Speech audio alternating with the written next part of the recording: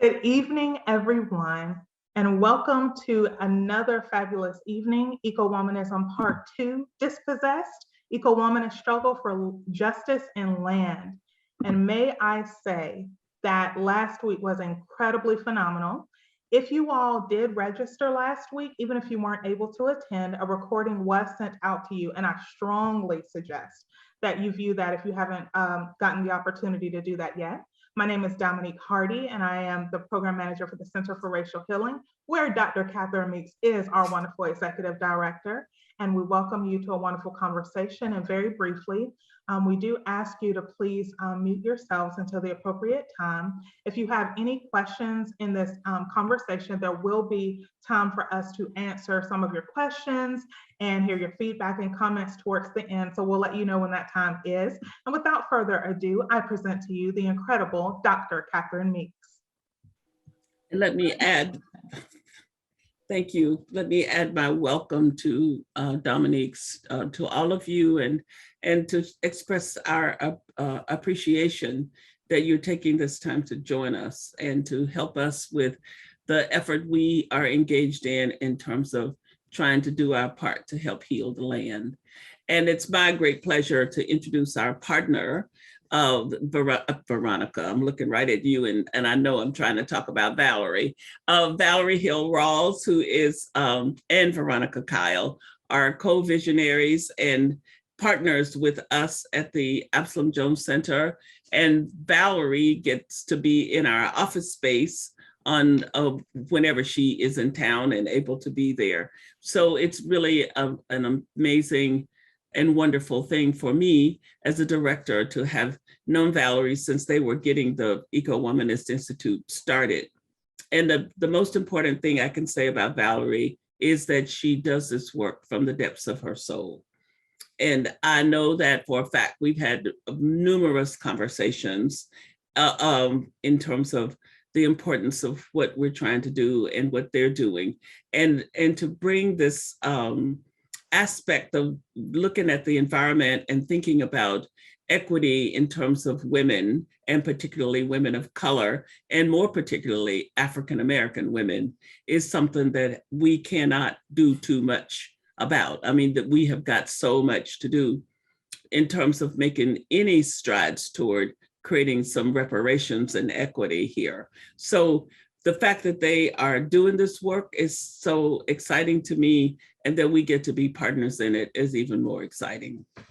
So it's really a delight and honor to have a chance to say a few words about Valerie. We met in Birmingham, Alabama, when we were both at a meeting that had never heard of each other, except somebody had told her she needed to meet me. And she came over to say hello and introduce herself in Birmingham, even though both of us live in Atlanta. So it is amazing how the spirit works. And then I invited her to something at the center, and she came. And that's unusual too, because you meet people like that and they'll say, yes, I'll be there, but then oftentimes they don't come. So I was so impressed by that. And then we ended up having a few conversations, and we've been in conversation ever since. And I'm looking forward to this conversation lasting until one of us departs this land. Valerie, it's so good to be here with you and to have you bring us our guest for this evening. You know, I am the one who's honored and over the moon excited that I get to sit at her feet. So thank you, Dr. Catherine Meeks, who told me her cat was going to attack me if I didn't stop calling her doctor. So if you all see any scratches on me, her cat did it. So how do I say, you know, there are some women that you meet in this world that you just know that God has put you together for truly such a time as this. Dr. Meeks, of course, being one. That sister is sitting there from Anniston, Alabama, my co-visionary and co-founder, Veronica Kyle. We have been blessed to begin this work together, and she's a phenomenal sister in her own right. And so thank you, sister, for being here and for the work that we do together and the work that you've done without me. And I just want to say, thank you to all of you, because I know we get to my Zoom hopping sister, Erica. We hop from Zoom to Zoom now without any water cooler or drive time. So thank you for joining us today. I appreciate that as well. And I see that there's a brother in the house. I can't forget my brother, Mike. Mike actually, you talk about a brilliant man who cares about students of color in particular when it comes to placemaking. And Mike, thank you for giving students the opportunity to do the work that you do. Mike is formerly with the EPA as well as the General Services. So thank you for being here, my dear brother. So without further ado, first I was told I had to say something more about the Ecowomanist Institute since I did it at the end the last time. I'm following the instructions of my dear Dr. Meeks. Oh, the cat's gonna scratch me. So let me tell you a little bit about the Ecowomanist Institute. So Veronica and I selfishly, yes, it was a selfish act, thought about the fact that when we were matriculating as young Black women in and out of corporate, in our community spaces as community workers, we wished that we would have had an organization that was affirming, that would recognize us for the work that we do, that would also help us to increase our spiritual, ecological, and environmental stewardship, and do it with other women that look like us. So that was the impetus for us to join together and start the Ecowomanist Institute. I'm very fortunate to tell you that she and I started with 9 women in Dispossessed Island, the closest place that you'll still have here in the United States that resembles the plantation system that we all have found ourselves being a part of it historically. So we went to Dispossessed, did some framing, and lo and behold, we came out with 3 pillars, one being leadership, the other being soul care, self-care, and the other one being advocacy. So we've been very fortunate in our leadership bucket. We have 2 fellows. One in particular was the former chief sustainability officer for the city of Atlanta. And she had a desire to create culturally relevant leadership development training for women of color. So our first cohort had an amazing group of women who decided to join us on that journey. And you're getting a chance to meet one tonight. So tonight, I'd like to take a step back, introduce you to a brilliant thought leader in the sustainability space when it comes to land use, land capture, growing food systems, the vertical as well as the horizontal, and the people piece that is so required to make sure that our places are healthy.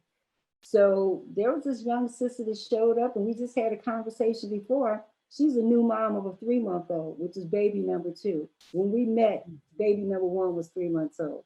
So it is my honor, my privilege, and truly I'm so humbled to have Miss Raina Turner Greenlee, who is a ELM alum, the Emerging Leaders alum, be our guest for tonight. So sister, take it away. Tell them a little bit more about how we got here and how you got here. Okay, well, I want to stay on topic and make sure that I'm aligned with the time. So I'm going to share my screen very briefly to keep me there, and then I'm going to stop sharing and we can do our conversation. But for me, I am originally from Atlanta, Georgia. And I would be remiss if I didn't give thanks and honor to my ancestors and those who came before me, those who I'm consistently learning from, who are still here, and my contemporaries that keep me sharp, and my babies that keep me going. So I do want to pay honor and respect and gratitude there. A lot of what I've done can look like this list, but large and by far, I think the green workforce development component has been one of the biggest pieces where I found myself focusing, and taking it from concept to actual practical application has been, I think, one of our more recent conversations, Valerie, with the farm, reactivating 160 acres of family land that's been passed on and we've saved from dealing with heirs property pitfalls, and now developing that. So we're into 11 acres of development in a very sustainable way, looking at regenerative agriculture. And then a lot of the work that I've done in and around the city of Atlanta, around the globe, has been focused on looking at a Black and green, unapologetically intentional about making sure that we have a Black and green supply chain, from anywhere dealing with water to waste to agriculture to our holistic health and nutrition. I found a lot about through traveling, I found a lot about myself and a lot about what other people kept saying that they had a gap around, where I can't find this person, I can't find that person, and I was finding them. So it came down to, okay, how do we pull everyone together, bring them together from policy to practical implementation? Y'all can see some of these pictures here. This is really what the work looks like. It doesn't look like everything that's on paper, but this is what the work can look like and does look like for me. And I mentioned the gap that I saw with all of us working in our silos or operating in our silos. And so how do we blend, merge, bring everybody together into one place and space without recreating the wheel? And it was through developing this platform, Black Sustainability Inc. So we invite everyone to join the platform, connect with other sustainability practitioners. You don't have to be a quote unquote professional, but if you are enthusiastic about the planet and doing so and approaching it from more of an indigenous worldview and concept than this more westernized worldview that's quite extractive, we invite people to join us. So that's me. That's what I've been doing. It's just a little tip. I felt like I could go on and on and on. So I just wanted to share my screen and stick to my plan, if you don't mind.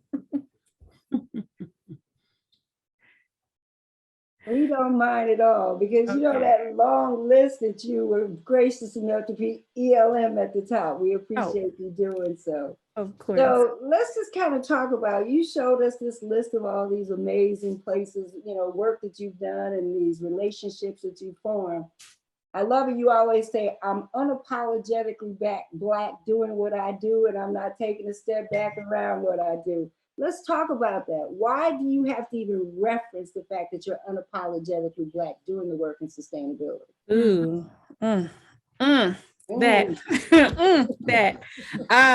you know, the sustainability field, we're speaking freely. Sustainability is often looked at as a white thing, right? People of European descent, you know, they're tree huggers. You're out there doing that with these white people hugging the trees. And it's like, no, actually, if you know your history, land stewardship and caring about the planet is embedded in our culture. And I think that the major gap between understanding who we are and bridging that gap based upon what we've been subjected to, I think remembering that, helping people to remember what that looks like, allows you to also be in a position of power, if you will, and in yourself, that level of self-determination, that level of pride. And so when I say unapologetically Black, I'm talking about understanding who I am, being firm in who I am, and not apologizing for it, because oftentimes we get in this space, you know, I'm sorry, I don't want to step on anybody's toes, or you're not used to being in that place and space, or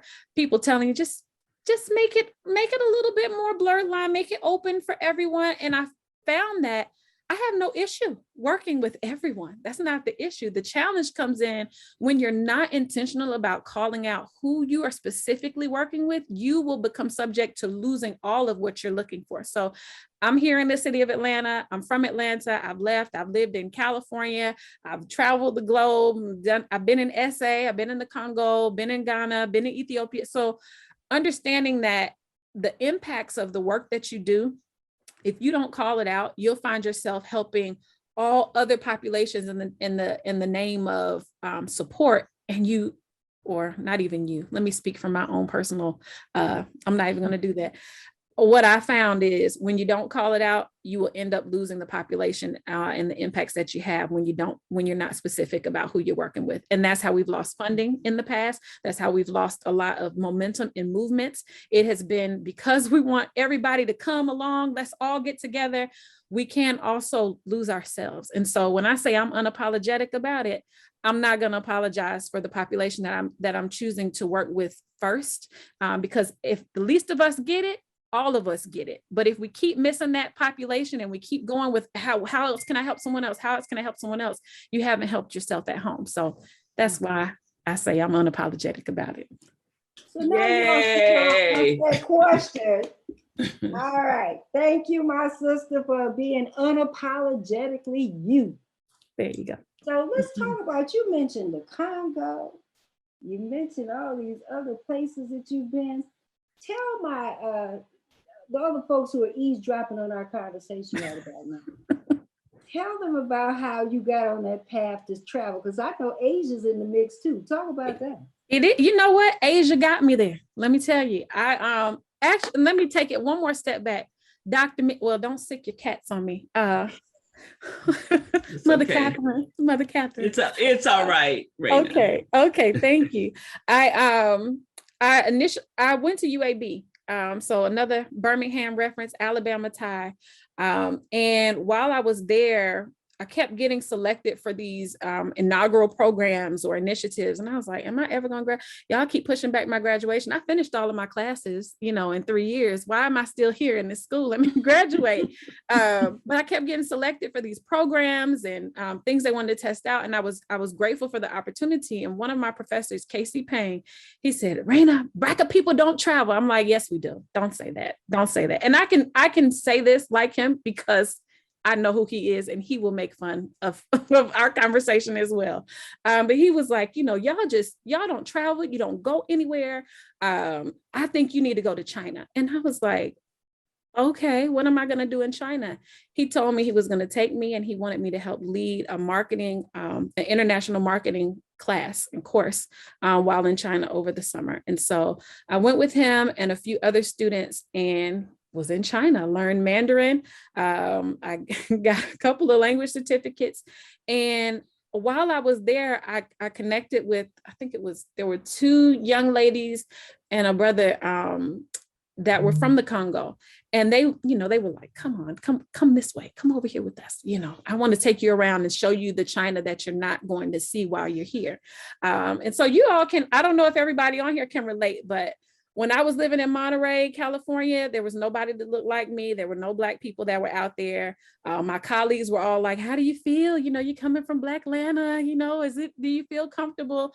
And so the same thing happens when you're in these different spaces. And so they were like, come with us, let's show you another side. And so while I was there, I got a chance to form some deeper relationships with them and what they were looking for. And I committed to myself at that point, you know what, I'm not going to spend 12 consecutive months ever. Sans pandemic, right? 12 consecutive months on US soil. I'm going to at least spend 30 days in another country every single year of my life. And that experience from that moment forward, I think that was 2006 or 2007. From that point forward, I never spent 12 consecutive months on US soil. I made it a commitment. I would scrape up my pennies. I would save my money. I would find a place to go. And I would immerse myself in the culture. And I would find other people that were just as passionate about the work that I was passionate about. And that's how that network started to form. I was like, oh, you do water? I know someone that's over here that has a similar water issue across the globe. Can we connect? Can you all help each other out? And people were so willing to support, pour in information. Then we're getting in-kind donations. Granted, this is all just me just talking to people. It made my heart full and it made me feel a greater sense of purpose. So I love to travel and I feel very grounded. My wings feel clipped with this pandemic and I'm ready to get back on a plane and jet set again. I hope I didn't go all around the world with this, no pun intended, but that's my story. You actually helped to frame the next question I had. And okay. That's about how you establish the network. But I knew if we started on that path of traveling, that you would start to talk about the collaboration. And what you all don't know, the pandemic created some problems for her in regards to biannually, there is a gathering that takes place in Ghana that this young sister has convened. And when we learned about this issue of not being able to go and the pandemic had popped up and there was some technology needs, and it was like, sure, we can help you with that. And we had the privilege, EWI, to be a sponsor. It was her first online convening where they had been accustomed to being in person. And so when that happened, all of a sudden, EWI became internationally known because of our experience with my dear young sister here. So tell us more about how the whole sustainability network works, how people, you mentioned earlier that it's open to the novice as well as the working professional. Mm-hmm. Talk about not only the online platform, but also what the gatherings look like when you're actually in person. Would you Okay. Oh, beautiful. Well, so we started in 2016. It was myself. Actually, it was all women. Now that I think about it, it was myself, an elder mama, Mama Nobantu, an elder midwife who actually brought both of my children into the world from my house, Nana City OPO, and Mama Atiba, and she's in St. Croix. And they were all saying, you know, we know some people in sustainability, and people kept pointing me their way. And so I sat in Mama Nobantu's living room and she said, look, we got to bring together the people that we know. And in talking about that, I think initially it was more of a local draw. And I kept thinking, no, all these people that I already know need to do this, need to be connected. And they said, okay, youngin, go ahead and handle that. So I stuck my foot in my mouth and I ended up with all of these tasks to do. And ended up building a virtual platform. We actually, our first one was online, and then we, you know, toggle back and forth between in person and virtual. But I think the first, oh, I have somebody sneaking up on me. Hi, I've got a diaper gift. Thank you. Sorry, you all. If you have children, that's just, thanks, sweetheart. So we were sitting there, you know, what could we do to really reach the global folks that I knew and that they also knew. And so we decided, you know what, we're going to do this virtually. This was before Zoom was popular. This is before all the other tech pieces were there. And we decided that we wanted to bring together the folks that we knew. And I ended up having to build a site and do all of those things to bring folks together. Moving forward, people started saying, no, we were, and I see Deborah on the line too. Deborah actually was one of the first folks that I met that attended our in-person summit when we held it in Atlanta. And when we held it in Atlanta, we had folks coming from all over. They were driving, flying, meeting us in person. What it looks like, though, because I'm just talking to you all about a summit like you all know what I'm talking about. We're bringing together sustainability practitioners. So if you're enthusiastic about sustainability, you want to learn more about solar, you want to learn more about water, you want to learn more about the waste and remediation efforts and upcycling, all of those different components where people typically operate in their silos. Agriculture was a major piece. What we did was we brought together professionals around the globe, or those that are experienced in their fields, that may not consider themselves professionals, but they know what they're talking about. And I think about each year we get somewhere on average of 35 to 40 presenters from around the globe that lend their expertise and knowledge. Some people get a chance to submit, you know, this is a challenge that's happening in my community and I need support. And we crowdsource solutions for that. Some people are like, we need workshops, teach us how to do it and walk away with the skill. And so when we do our in-person sessions, you're actually building up skill development. Virtually, you know, you're online, you get to tune into workshops, you get a chance to connect with people. And I think that was one of the greatest benefits, where just extreme gratitude, because we were not prepared for the amount of technology and the cost that went behind actually pulling something like that off. So give thanks and gratitude to Ecowomanist for sponsoring, serving as one of our sponsors. We're very grateful to them.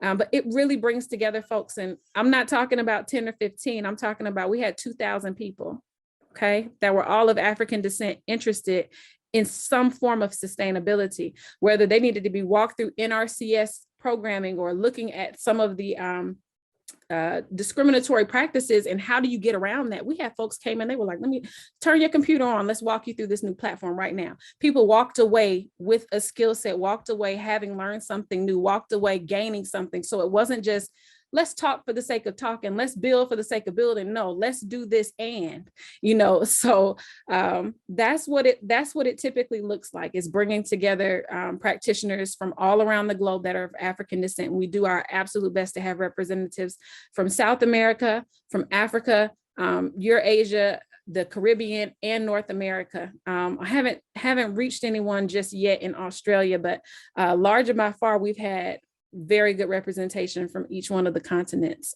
so that people can share and exchange best practices and knowledge and look at how they can come up with solutions. So do you all see these cheeks of mine are so sore? Because I smile so much when I think of everything that she's been able to do. The other young sisters who came along with her, because it's my understanding Yes, you had those mamas tell you go do, but there were two other sisters that joined you on this journey of doing as well. Do you want to speak on who they are? And when after she's finished with that, I'm going to ask you all to open up your mic. Here's an opportunity for you to ask questions, hear what she has to say, because I don't want to be the only one sitting here smiling when my answers are my questions are answered. I like you to have that experience too. So talk about those other two sisters, and then open up your mic, raise your hand if you have a question, please. Yeah, so those who have been working with me with Black sustainability, my sister Yema Brewer, my Sierra Leonean sister here, and she's also based in Minnesota. So if anybody's up that way, give her a shout out. And then I did mention Mama Nobantu Ankawanda. She's Dr. Mama Nobantu Ankawanda. Let me not leave off her PhD. She'll get me. But this work, large and by far, could not happen without all of our energetic support, because this has not been largely funded by any major entity or corporation. This has been, I go to work. Y'all saw some of the things that I do. I consult, I bring in funds, and then we get wonderful sponsors like Ecowomanist and a few other grassroots sponsors. And then that's pretty much the work. We worked with Habasha Inc. in the past. Every single presenter has donated their time and their energy to this work. So I would love to get some sponsorship so we can stop robbing Peter to pay Paul. Well, not really robbing, but reallocating our funds where we need to for our passion projects. That's the best way to say it. But yeah, I couldn't do this work without them, because they're volunteering as well. We're passionate about it. We love this work. And if we get paid to do it or not, which we prefer the latter, we're still going to do it because we know how valuable this is. We hear people that are just like, oh, I had no idea that this existed. Oh, I've been wanting to do this for forever. We have our own private social platform, and now we've paid for one that even helps people to post projects that they're working on, and then our community members can bid on, I'd like to volunteer, I'd like to fly out there and support you, or I have $5,000 I'd like to gift you. Our impact fund is going. People can put up, I need $1,500 for my solar farm, and then people have actually provided support in that way. So it's a great way to bridge the gap. And although it is for people of African descent, where I'm calling that out specifically, we also are in the process of developing a forward-facing or more public-facing portal and platform, because we're also getting outreach from, I think USGBC reached out to us and offered some scholarships for our members to get lead certifications. Other folks are like, we want to support y'all. We need DE&I too. Help us check that box. I'm like, great. I got a whole list of contractors right here for you. Hire them. We are here. Mm-hmm. So that's really where the work intersects, and just working to build that up. And we need as many hands on deck and support that we can get. So I'm grateful for this platform. Thank you. And I'd like to stop talking too and see what other people like to ask or learn or know. So I want to start, Raina, by saying, first of all, there's this mythology that you brought up a few minutes ago, that people of African descent and people of color are not interested in the environment, which is why the Absalom Jones Center has environmental justice as one of its major areas to work, because in the first place, the intersection here between the environment and racism is an undeniable one. And we need to not allow it to be dismissed as if we don't care. I mean, it's difficult to go out and necessarily be an activist when you're in a place where you don't have decent anything. And so it's hard to then try to think about the environment and the planet, which seems to be so overwhelming, but the work that you're describing and the amounts of people that are showing up at the grassroots level about this work flies in the face of that mythology. And that's one of the things the Center for Racial Healing can do a good job of helping to put blogs and podcasts about the impact of the work. I think that's real important. But I also wanted to ask you to say a little bit more about what is regenerative agriculture. Yes, ma'am. So one, thank you. Regenerative agriculture. And I'll say, the member base is, I think, a little over 2,300. So we definitely have a case there, and the database is now searchable. So I'm happy to share that with you if you're interested. And if you wanted to connect with folks that are in different industries, or what we're calling industry houses, we also can sort. We have the ability to sort them by industry, ag, water, and all of that. And you can search them also by geography.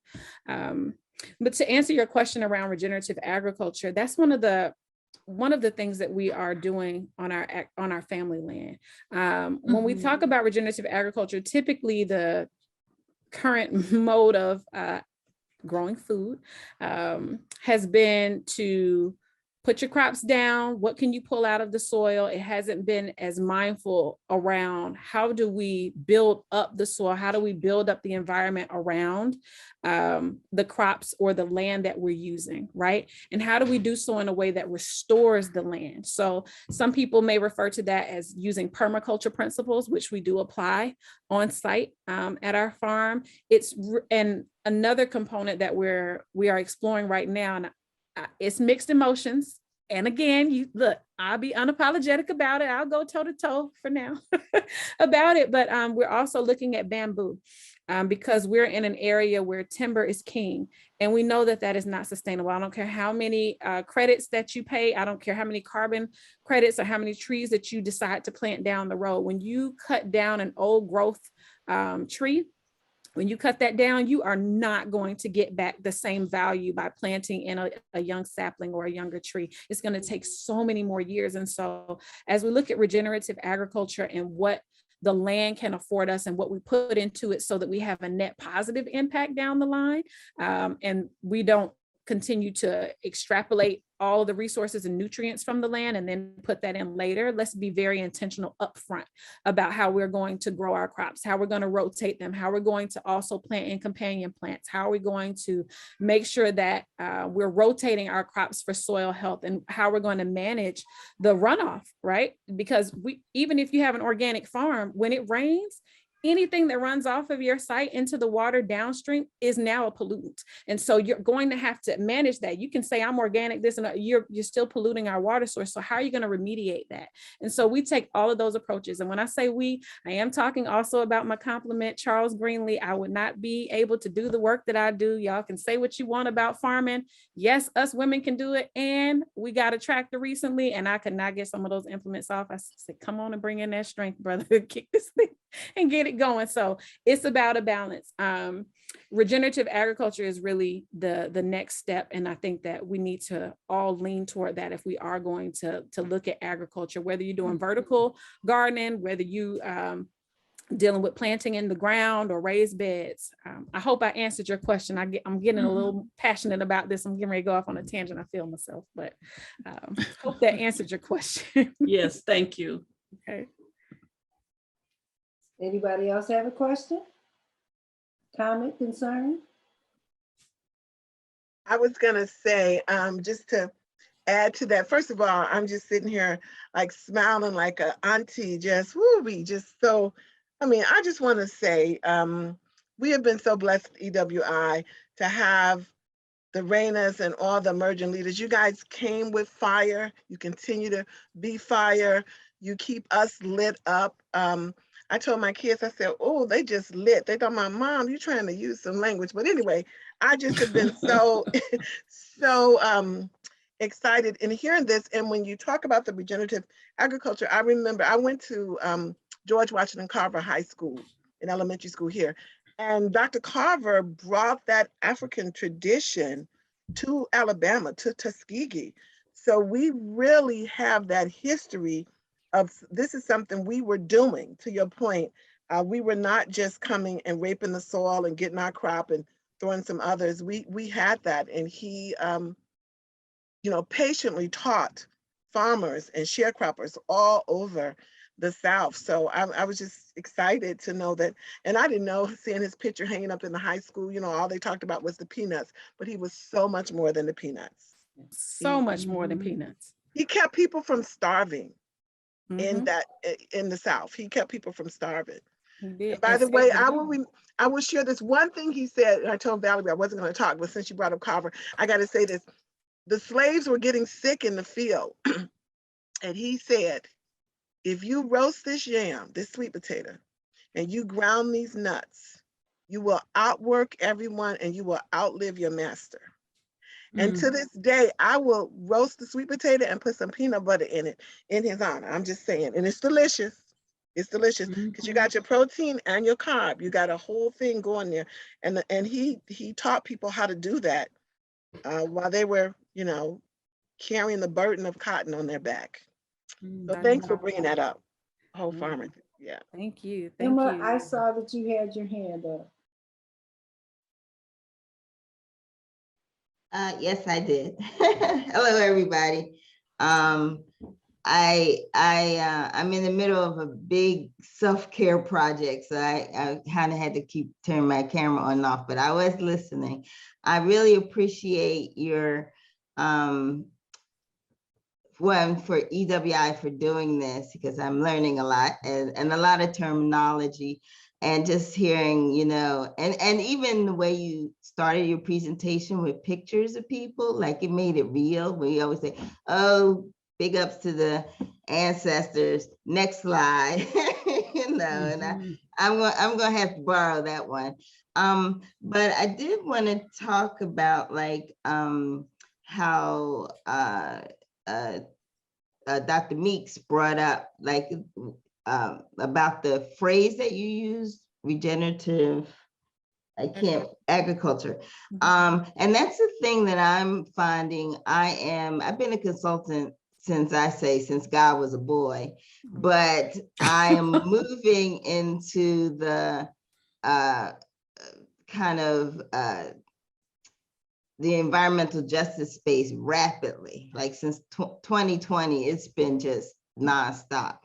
And there isn't a lot of vocabulary that people in the communities that we are serving can wrap their minds around. Like, environmental justice means nothing to them as a term, but they can relate to dumping and bad water and things like that. So in your work, are you working on like a common lexicon for like the working class folks?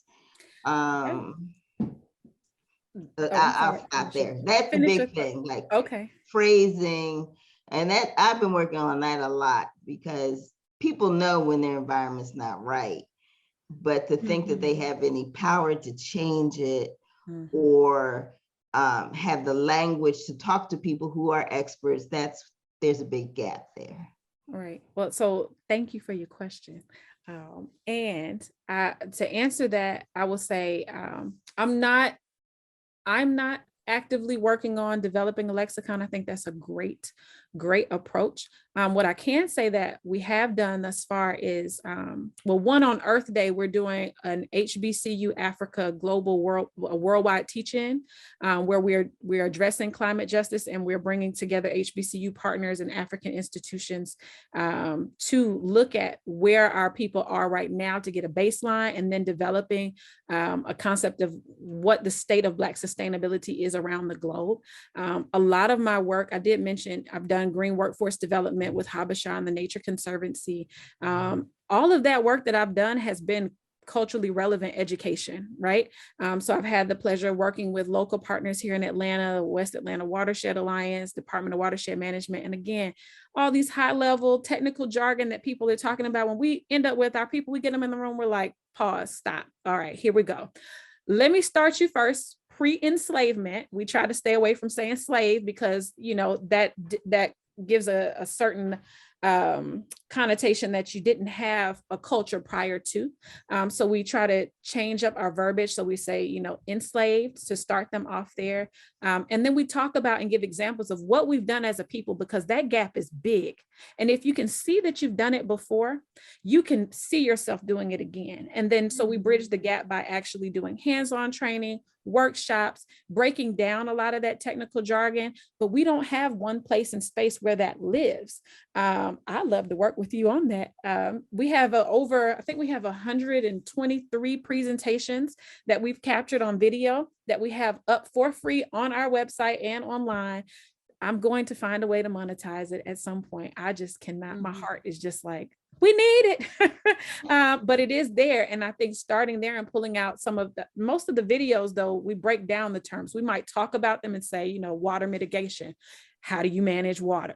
So we do that as we talk and teach, but I think it might be good also to have that so that we can then take that maybe to schools and have them look at a curriculum, or maybe pull out some of those pieces, or even as people are out in the field, being able to have a culturally relevant translation or layman's term or plain language translation. I think that's a great idea. Yeah, because even people that look like us who are doing environmental work, when I say, please don't use the term environmental justice when you're talking to community members, and they're like, why? Oh my God. Yeah, no, it can alienate folks and make them feel, I've sat in spaces where we have tried our absolute best to, well, not myself personally, but have been consulting organizations that have tried their absolute best to engage Black people in environmental justice conversations or climate justice. And I get in the room and don't mention climate justice or environmental justice at all. And they get it. And they're like, why didn't they just say that? And they don't want us to know. I'm like, it's not that they didn't want you to know. They just were completely oblivious that there's another way in which you can communicate where you don't have to beat your chest or look at all the letters behind your name, or for somebody to actually get it. And I think that growing up, one of the biggest pieces for me, one of my challenges, I'm a letters person, and I'm learning my numbers as I continue to strengthen in that area. But I would talk to my teachers around, like, I cannot understand it the way you're teaching me. And my mom got a tutor for me, and she said, look, if they can't break it down, that's the strength of having a really good teacher, to be able to break it down to a level where you understand. And so it's not that you grasp the concept, it's how well you can teach it or reteach it out. And that's one of the things that I always strive to do, because I recognize how hard that was for myself.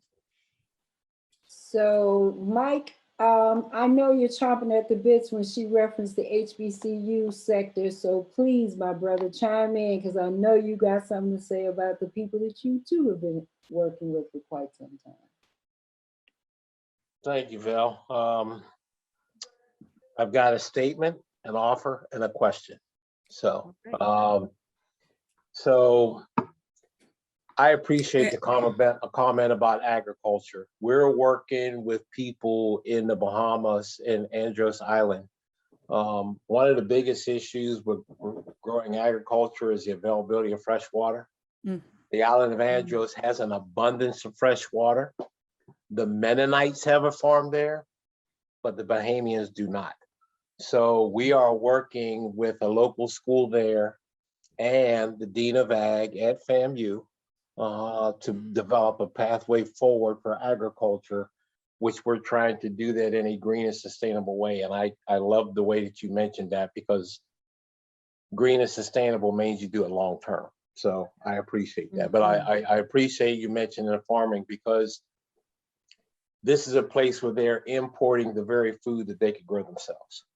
So, you know what I'm saying? It just does, we're trying to help them move forward in that direction. So that's the comment.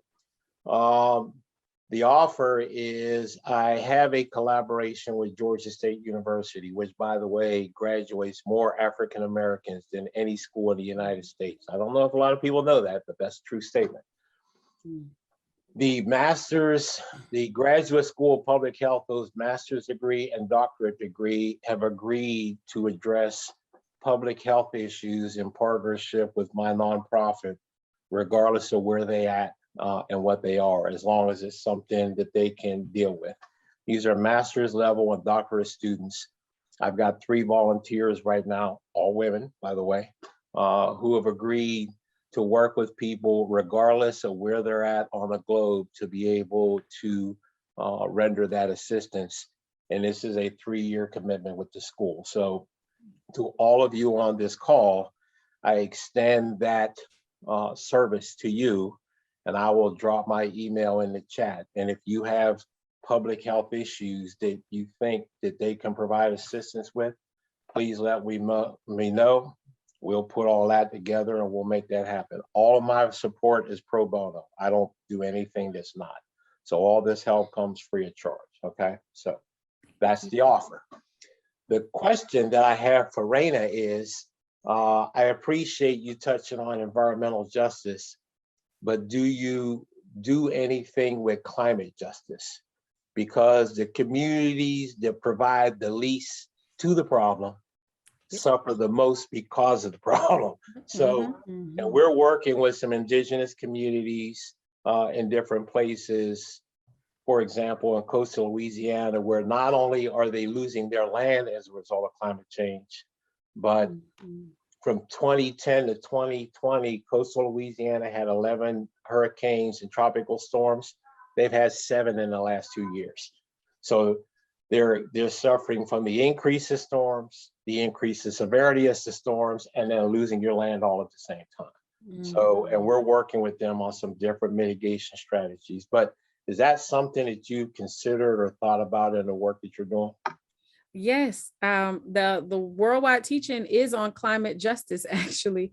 And I just gave a presentation at the University of Rwanda around climate justice and paralleling the challenges that they're seeing on the ground with the challenges that we're going to see globally, right? People of African descent, BIPOC populations, indigenous people, people of color disproportionately are affected by climate change while contributing the least amount, right? I even did a parallel. I found some data to support that. I think the entire continent of Africa contributed maybe something like 4 to 6% to greenhouse gas emissions as a continent. That's all of the countries. And yet they're expected to help solve the problem by 34%. Like they're supposed to help to draw down. So as we're looking at getting to, or limiting ourselves to 1.5 degrees Celsius, right? We're already at 1.2 degrees. I don't know how this is going to work unless we have another, I don't want to even wish that on us, but with the pandemic coming, we saw a large decrease in our emissions and changing of our habits through force, which shows that it is a man-made issue and challenge. And I think that the conversations I've been having, the talks I've been providing, the work that our organization has been doing to just raise the level of awareness, not just within communities where our partners are serving, but really looking at how we talk to our youth, because, you know, folks listen to the babies come home with new information and they're say, what, I didn't know that. I've seen that be a major piece for people picking up the learnings. I talked with a young woman I went to school with, who used to be my roommate. And she asked me, this about 2 days ago, she asked me, she said, what do you do? I just know it's something with the planet, right? Don't you do something with the plants? I was like, okay, I know you're being respectful. Let me try it again. So I broke it down to her and she sat her husband and her 2 kids in the room. And she was like, okay, one, I had no idea the plant was getting hot. I didn't know that she didn't know that the ozone had a hole in it. She was completely oblivious to, and she works in healthcare. She just completely oblivious, because to your earlier point, Dr. Meeks, we're living our lives. We're having to deal with these other stressors and challenges, and we're going to have to feed ourselves. We're going to have to deal with our kids. We don't necessarily have time to take that on if that's not a career path. And so my commitment to green jobs, to workforce development training, is to also having that educational component. And how do we educate those who are going to continue this work? So to answer your question, I will say that yes, it is very important that climate justice comes to the forefront, or however we talk about it. What I shared to her is, your grandchildren won't have a place to live if you don't do something now. And it's not just about changing your habits, it's about advocating and lobbying and making sure that the people that need to listen to change those habits on a larger scale also do that. So it's a both and. And she was just like, oh, I had no idea. So I just need to get rid of my paper plates. I'm like, okay, I'm gonna call you back later. But you took some things away. You took something away, you know, bit by bit. But now she's actually able to have those conversations. And so talking with Clayton County school system about climate justice, seeing how we can really shift our habits and talk to people where we're holding their attention, at least for a moment of time where they can start to think about it. It's going to be an ongoing conversation that's going to need to be had in order to see some real change. Yeah, it's scary that the people that are the generation that's going to suffer the most has the least amount of power. So, you know, I worry about that. But I'm glad you're engaged in that. Not enough people, I think, are talking about that. I think that's the most existential danger to the entire human race more than anything else. But we don't give that danger the warning that we should. So I appreciate you being engaged in that. Yes. And one of the things that something that just occurred to me as you were talking about the climate is in the Episcopal Church, we are the Absalom Jones Center is an Episcopal church entity. We are so preoccupied with reparations. And I think that the way we've been going about it is just absolutely nonsensical. And so one of the ways to do real reparations would be to invest the money that we're running around trying to dole out in little incremental pockets to the descendants of slaves, in working on doing something with the environment, which would then be a way to be doing something that affects everybody, including the descendants of enslaved people. And, you know, and I'm so aggravated at all of the noise around, well, we got to find these people and give them $200 and then we can go home and rest. I mean, that's just a Band-Aid on a cancer response. And so thank you, because I have been railing about that in meetings, but I didn't quite know, because I would say things like, we need to work on education. We need to get grocery stores in communities where they don't have any, where they have no access to decent food. But this is a concrete thing, which we also claim we care about creation care. And so if we do care about that, then I think we need to link these two things. And so thank you. This conversation is helping me to put some legs under my angst about all of it, and that can be concrete and offer a remedy that can actually make more sense to me than some of the foolishness that we're doing right now. So it is 7:59, and this is such a rich conversation, and it will continue. The beauty that we have with our partnership with the Absalom Jones Center and EWI is this is the beginning of multiple conversations and uplifting and exposing you all to people, sisters that are doing phenomenal work. But before we go, I want to say thank you, but we have a young sister, Miss Becca Marshall, who hasn't turned her camera on all evening, but she'll have it on next week. Because next week, Becca will be the amazing thought leader that we will have with us as well. Becca is in the 2022 ELM cohort, which is EWI Emerging Leaders and Mentors, where mentors came out of our dear sister Raina is the first cohort and has taken the reins of establishing our alumni programming for these sisters. So every year we have 10 women who come through the cohort. Next year, God willing, and the creek don't rise, we'll have an international and a domestic cohort going on at the same time. So on behalf of myself, it's 8 o'clock. I'm just trying to be mindful that we've all had a very long day.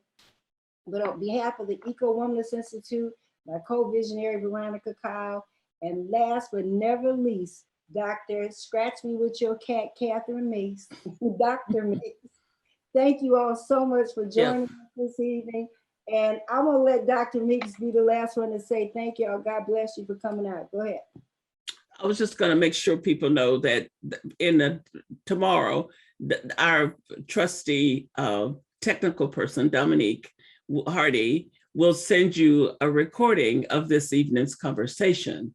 And please share that with people, and not just for people to come to our session, but for people that may not have heard about what we're doing or been engaged in any way with these issues, they can you can share the recording. It's also will be on our website in the future, because it's really important to us. We're not just doing programs because we can talk. We're doing programs because we really are trying inch by inch to do something to save the planet. And racism is the primary thing that the Center for Racial Healing focuses on, but it's not lost on us how racism is intersected with every other aspect of this culture. And you don't get to just pick and choose. You have to be staying mindful. So thank you all again for joining us. And thank you for caring about these issues and being faithful in the spaces where you have influence. Thank you again, and feel free to reach out to all of us. We put our links into the chat for you, my email address, Veronica's email address, and you all have a wonderful evening. And Becca, you're on deck next, so come back and join us with my dear sister, Becca Marshall. You all have a wonderful evening, and thank you again. Take care. Thank you. Thank Good you all. night. Good night. Thank Good you. night. Night. So Night, proud of you, everybody. Raina. Go Thank you ahead. all. It was awesome. Bye-bye. Thank you, Amen. Valerie. Thank you, Dr. Meeks. Thank you, Veronica. You are so welcome. Thank you. Thank you, Raina, for being here. Thank you. Thank you. And Thank you. Thank you. Good and night. we will be sending you a thank you present. So Oh. keep your eyes open for that. Amen. So- Good night, everybody. Good night. Oh, by the way,